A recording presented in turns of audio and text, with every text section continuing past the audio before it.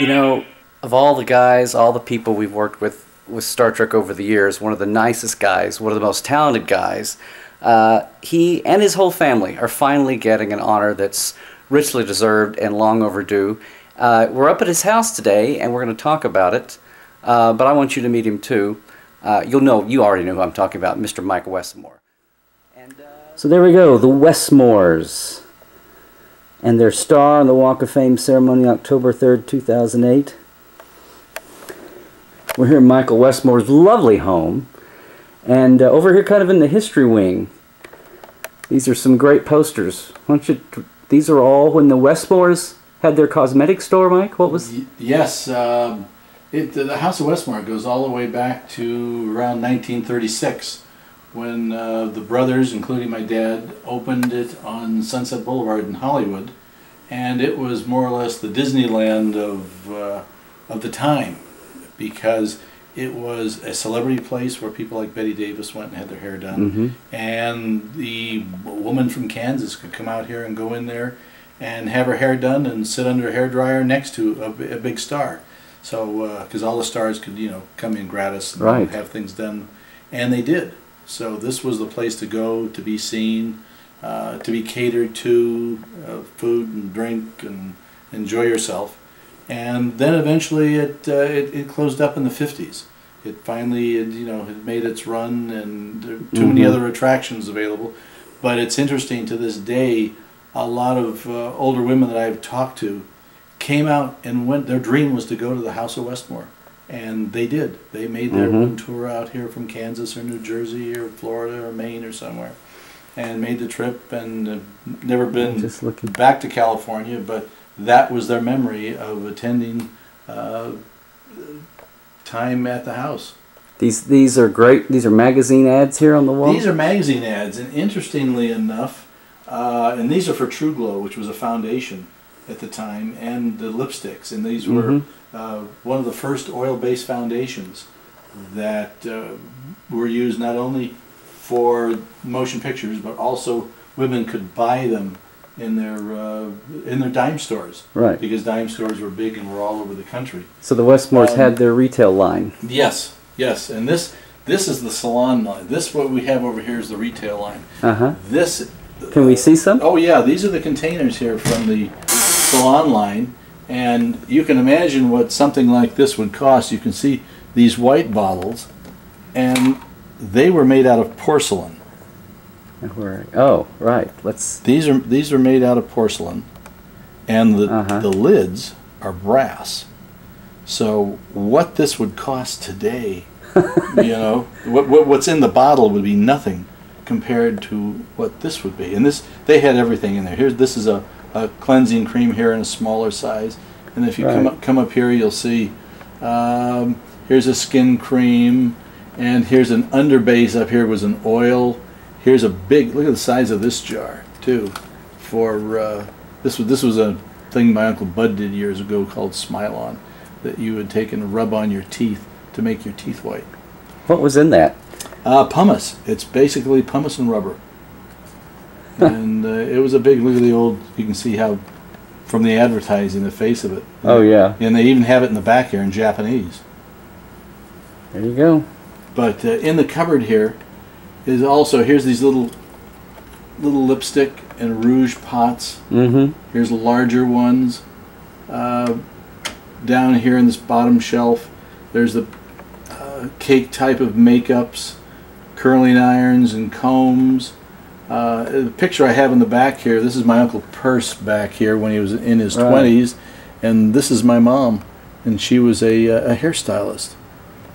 One other thing in here that's different, although it's makeup, this little pot that you see right here. Yeah. This was sent to my Uncle Bud by a man by the name of Dalton Trumbo, a writer who wrote Spartacus. And my Uncle Bud did the movie Spartacus. And this was an Indian paint pot, and it still has the original red ochre in the pot. My uncle wasn't into collecting those things. I was an art history major. So when Bud got that, it hung around for a while. He says, "Hey, you want this?" And of course I did. It was out the door fast. Now, Tell me about the brothers and I mean, the Westmores. You're the current generation.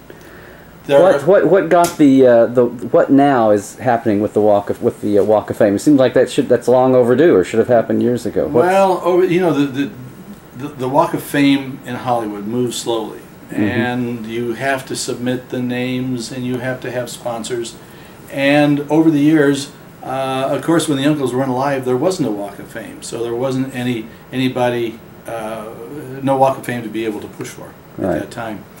But over the years, little by little, as they take a few each year, Max Factor has one, John Chambers, Stan Winston. So there are about 4 or 5 stars connected with makeup on the boulevard. Ours is the 5th or 6th. But it's in recognition of the whole family and their contributions to the motion picture business that dates all the way back into the early 1900s.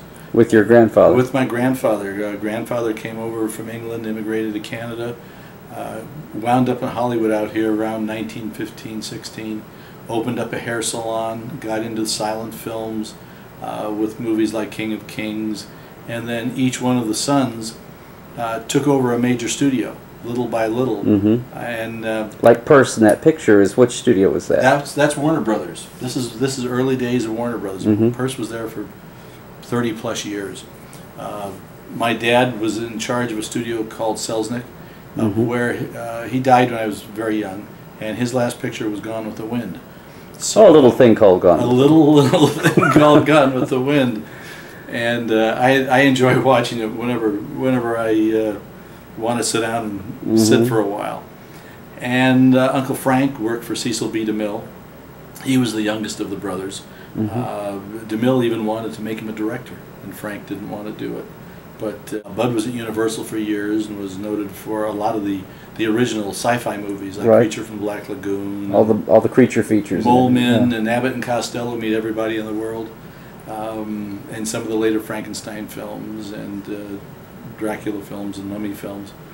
And Ern, who was Purse's brother, was a makeup artist and a supervisor at 20th Century Fox and RKO, and he decided to go into the regular commercial or retail business of cosmetics. So he left the business in the 50s. I mean, it's absolutely amazing, all the things, a brush design, an appliance design, hair lace. These are all things that people take for granted now, but my family were actually in on the grassroots of these things and are listed with patents. I mean, the family no longer holds the patents, but they're listed with the original patents. And then there's a 3rd generation with my brother Mike Jr. and Marvin and myself that have had long careers. And then there's another generation of a 4th generation that are doing makeup. Marvin's son, his daughter, my cousin Pamela, Mark went into editing, my son went into editing, my daughter's Mackenzie's an actress, my oldest daughter is a controller of a major entertainment company. So you don't get far from the business. So it's all come together now, and it's a shame Johnny Grant's passed away, because Johnny Grant was really instrumental, along with A.C. Lyles at Paramount, Robert Wagner, in helping the family to be honored on the Walk of Fame. And that's going to be October 3rd at 11 o'clock in the morning, and it's on Vine Street at 1465 Vine. And there's lots of parking around there, so if anybody wants to come down, it's a totally open to the public event. It's open to the public. Come down if you want to watch the unveiling of the star and stand on it afterwards. You're welcome. I'm sending you an invitation. Very good. Well, thanks for that.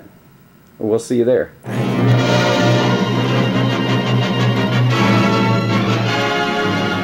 Hollywood Hotel.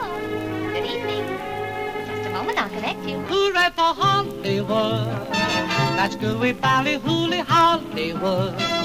Where any office boy or young mechanic can be a panic with just a good-looking pan.